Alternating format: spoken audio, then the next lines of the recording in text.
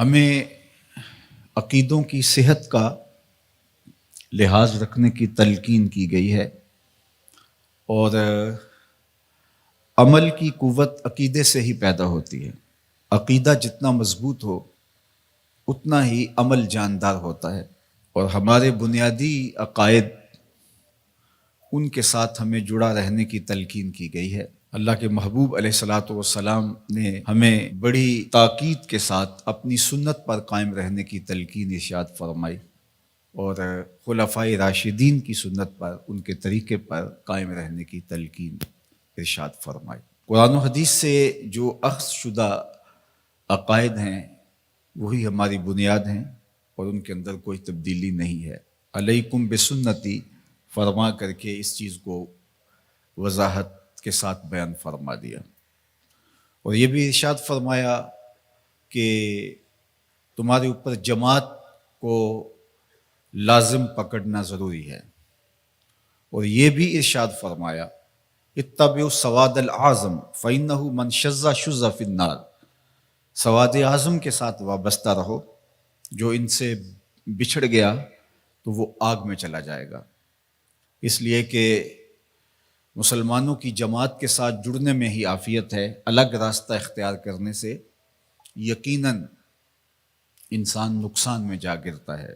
جیڑی بکری اجڑوں وچھڑی او بگیاڑاں جوگی، تو جماعت کے ساتھ وابستگی اختیار کرنے میں ہی عافیت ہے۔ اور اس وقت تشدد، افتراق اور جو نظریاتی انتشار پیدا ہو گیا ہے، میں آپ کو عرض کرنا چاہوں گا کہ معتدل عقیدے پہ قائم رہیے، ہمیشہ تشدد سے اپنے آپ کو بچائیے، اور دوسرا ادب کے دامن کو کبھی بھی نہ چھوڑیے گا۔ جب ادب ہاتھ سے چھوٹتا ہے تو پھر وہ راستے نکلتے ہیں جو گمراہی کی طرف انسان کو لے جاتے ہیں۔ جس نظریے کی بنیاد میں ادب نہیں، چاہے انبیاء علیہ السلام کا ادب ہے، ذات باری تعالیٰ کا ادب ہے، اصحاب پیمبر کا ادب ہے، اہل بیت اطہار کا ادب ہے، اولیاء کا ادب ہے، جس نظریے کی اساس میں ادب کا عنصر نہیں ہے اس نظریے کو ہم نظریہ اسلام ہی نہیں مانتے۔ تو ادب سے شروع ہو کے عشق تک پہنچنے کا راستہ یہی خیر کا راستہ ہے، اور یہی اعتدال کا راستہ ہے، اور یہی اہل السنہ کا طریق ہے۔ دین سراپا سوختن اندر طلب، انتہائش عشق و آغازش ادب، طلب محبوب میں تڑپنے کا نام دین ہے۔ جو ادب سے شروع ہوتا ہے عشق پہ ختم ہو جاتا ہے۔ آج کی تاریخ کے اندر ایک عام شخص پریشان ہو جاتا ہے کہ وہ جائے کدھر۔ ہر آئے دن ہم کوئی نئی فکر اور نیا فتنہ نشو و نما پاتا ہوا دیکھتے ہیں، تو پھر کس طرح ہم حق کی پہچان اور حق کی معرفت کو اختیار کریں؟ تو صاحب میں آپ سے عرض کرنا چاہوں گا کہ ہمارے اسلاف نے جو چیزیں طے کر دی ہیں وہ طے شدہ ہیں، ہمیں کسی نئے راستے میں پڑھنے کی ضرورت نہیں ہے۔ علامہ اقبال علیہ رحمہ نے بہت خوبصورت ہمیں اس حوالے سے رہنمائی کی ہے کہ زجتہاد عالمان کم نظر اقتدا بر رفتگاں محفوظ تر، کم نظر علماء کی اقتدا سے بہتر ہے کہ جو تمہارے اسلاف ہیں ان کے طریق پر تم چلو، چونکہ ان کا طریق صحیح طریق تھا۔ کیوں؟ عقل آبایت ہوس فرسودہ نیست، کار پاکاں از غرض آلودہ نیست۔ ان کے جو نظریات تھے وہ کسی غرض کے تحت نشو و نما نہیں پائے تھے، انہوں نے اپنی خواہش اور اپنی آرزوؤں کی تکمیل کے لیے دلیلیں نہیں ڈھونڈی تھی، بلکہ جو دین تھا اس کے مطابق انہوں نے ہمیں راستہ اور راہ عمل عطا کیا اور عقائد ہمیں دیے۔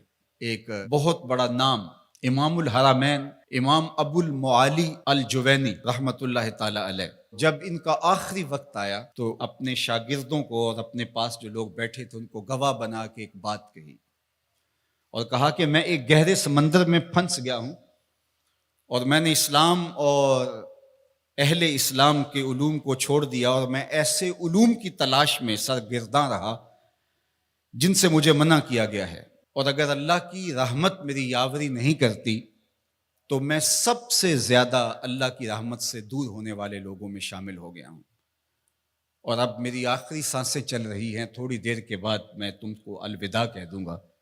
تو امام الحرمین امام جوینی نے کہا کہ تم سب گواہ بن جاؤ، میں اپنی بوڑھی ماں اور نیشا پور کی بوڑھی عورتوں کے دین پہ اپنی جان دے رہا ہوں۔ میرا وہی عقیدہ ہے جو نیشا پور کی بوڑھی عورتوں کا ہے، میرا وہی عقیدہ ہے جو میری بوڑھی ماں کا عقیدہ ہے۔ عقل آبایت ہوس فرسودہ نیست، کار پاکاں از غرض آلودہ نیست۔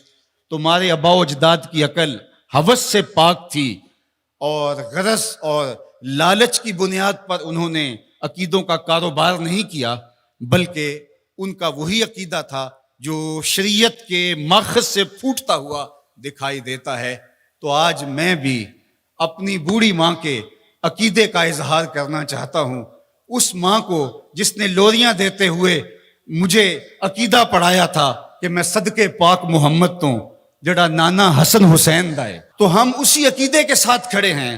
میں 94 برس کے اس بوڑھے باپ کے عقیدے کا اظہار کر رہا ہوں کہ جس نے ہمیں لوریاں دیتے ہوئے یہ عقیدہ دیا تھا، ملدا نہیں محمد ورگا ساری وچ خدائی، اس تصویر نورانی وچوں غیراں رمز نہیں پائی۔ تو ہمارا عقیدہ ہمارے اسلاف کا عقیدہ ہے، صحابہ کے حوالے سے ہو، اہل بیت کے حوالے سے ہو۔